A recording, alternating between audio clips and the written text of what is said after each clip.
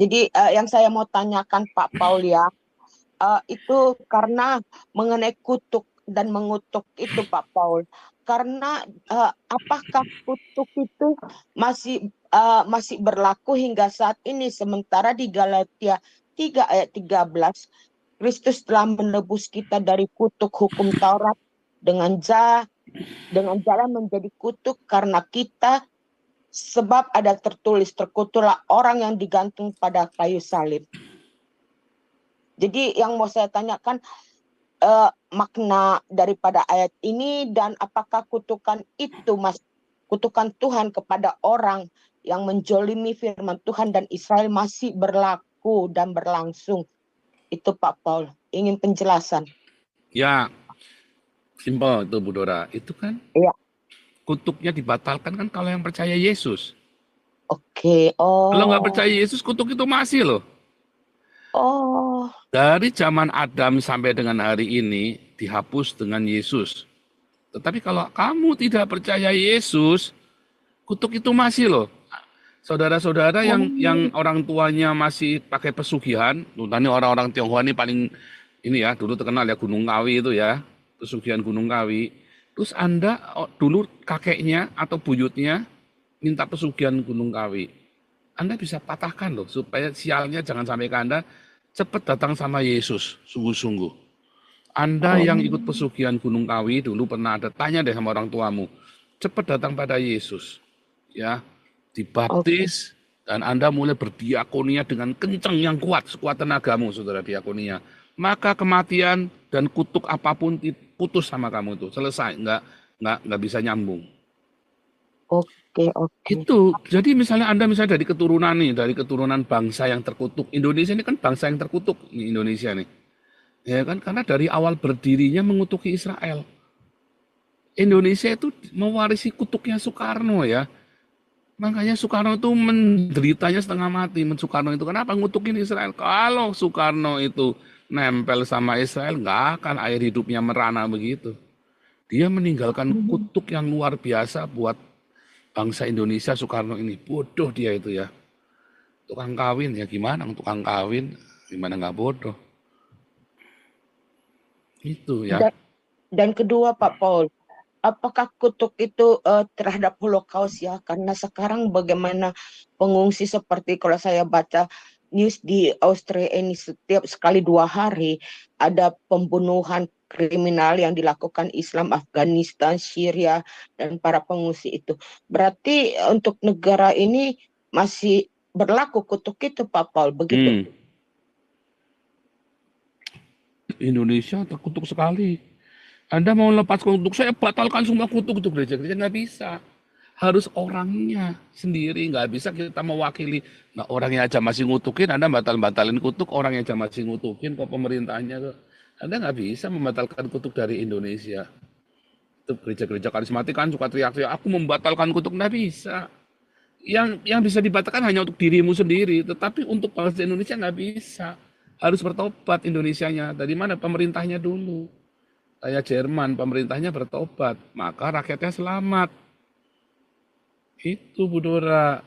Makanya serukan aja, kamu kalau sudah mulai orang-orang jelek-jelekin Isa segala macam, kamu bilang hati-hati kamu. Ini bukan masalah klinik. Masalahnya adalah kebenaran yang ditutupi. Kamu menutup diri bagi kebenaran.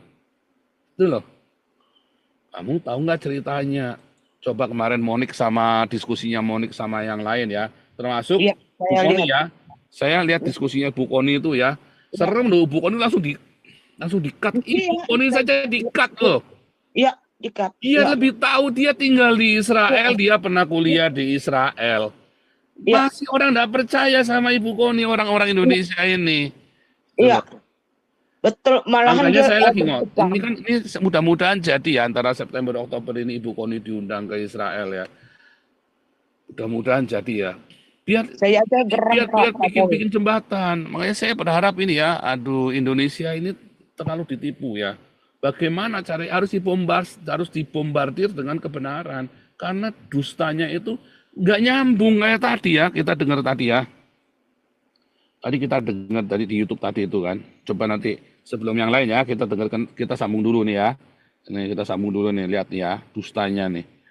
Ini kan media Indonesia nih. Kita dengarkan ya. Nanti nyambung lagi.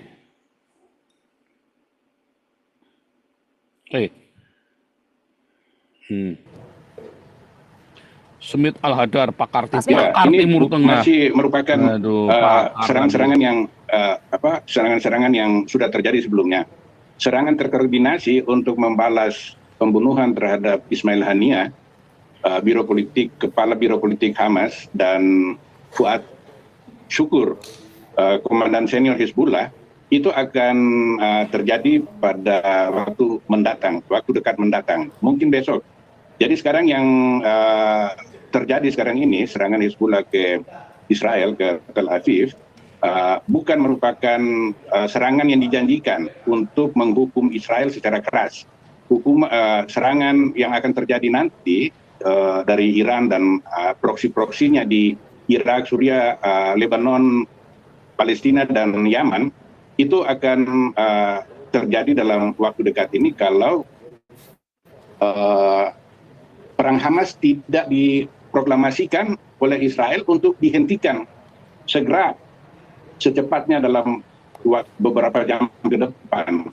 Karena ada kemungkinan serangan besar yang terkoordinasi itu akan terjadi pihak-pihak intelijen yang bisa kita percaya.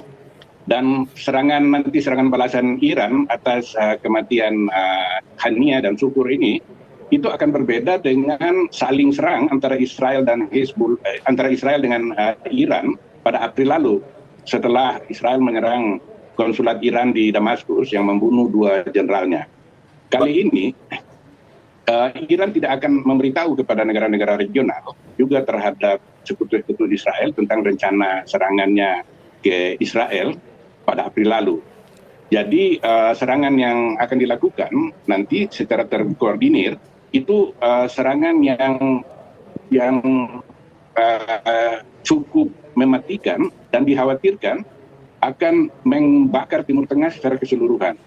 Oleh karena itu pertanyaannya bukan apakah Iran dan proksinya akan menyerang Israel dalam waktu dekat mendatang, tetapi kapan dan bagaimana caranya Iran lantur menyerang. Ya, Pak Smith, tadi Anda katakan bahwa ini adalah serangan yang memang sudah biasa dilancarkan oleh Hizbullah. Nah, ketika kita berbicara Iran dan proksinya, apakah Iran dan proksinya ini memiliki keberanian untuk menyerang secara langsung Israel seperti yang Anda katakan, bahkan bisa membakar Timur Tengah? Ini Anda melihatnya seperti apa? Kan di belakang Israel ini ada Amerika Serikat juga, Pak Smith. Ya, tetapi kita mesti ingat, serangan Israel itu memang kurang ajar. Serangan yang pertama, dia melanggar hukum internasional. Ya. Yang kedua, dia melanggar piagam PBB.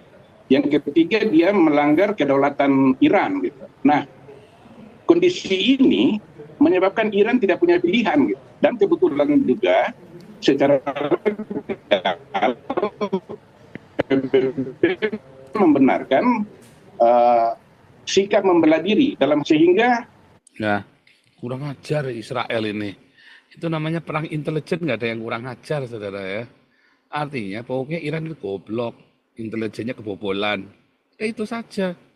Ya kan sama saja Indonesia kirim itu 2 marinir intelijen di Singapura, ketangkap dihukum gantung. Ya kan? Indonesia kurang ajar itu. Katanya Indonesia enggak, itu pahlawan kami. Kalau ketahuan namanya kurang ajar. Kalau enggak ketahuan ya enggak kurang ajar, namanya hebat. Gimana sih kamu? Iya kan? Letaknya saudara ya, itulah. Itu kalau kamu sudah anti dengan sesuatu, benar salah pokoknya kamu tolak, ya sudah. Makanya Anda harus belajar objektif. Itulah kalau kamu mengutuk Israel, kalau udah kamu ngutuk berarti kan kamu udah menutup diri dari kebenaran. Apapun yang dilakukan Israel pokoknya salah, dan Anda buta bahwa Israel itu cerdas sekali dan mengapa bisa kebobolan. Anda kan harusnya tanya begitu. Bukan, wah ini kurang ajar sekali, Anda cuma bisa ngomel-ngomel.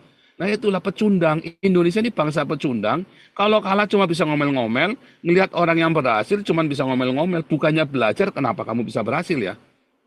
Kalau orang, dasar mental pecundang kalian ya, kalian pribadi ya, kalau dasar mental pecundang, ngelihat keberhasilannya orang, Anda ngomel-ngomel. Bukannya Anda belajar kenapa orang itu bisa berhasil ya. Kenapa? Ketika saya ketipu habis-habisan saudara ya, Saya jatuh habis-habisan. Saya nggak ngomel-ngomel, saudara. Saya cuma tahu kenapa orang itu lebih pintar dari saya ya. Itu saya keduluan. Udah, bangun saya. Sekarang saya lebih berhasil daripada orang yang nipu saya, saudara.